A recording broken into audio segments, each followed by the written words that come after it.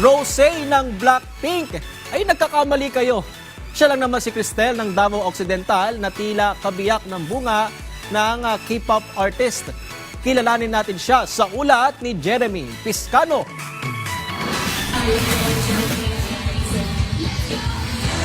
Matatandaan noong November 22 at 23 ngayong taon, nagkaroon ng concert ang K-pop group na Blackpink sa Philippine Arena sa Bulacan para sa kanilang Deadline World Tour, kung saan isa sa mga sikat nilang miyembro si Rosé.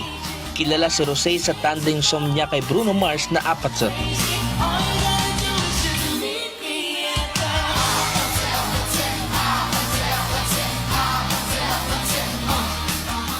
Sa Pilipinas naman, mayroon siyang ka-look-alike, si Cristel, na instant viral na ngayon online.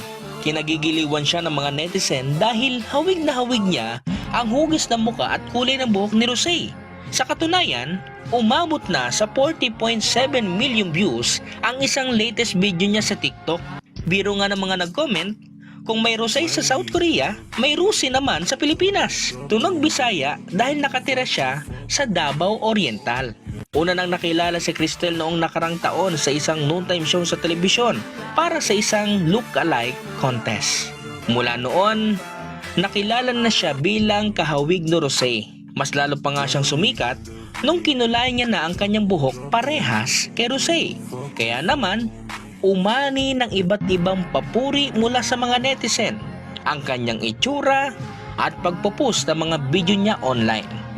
Jeremy Piscano, para sa Pambansang TV sa Bagong Pilipinas.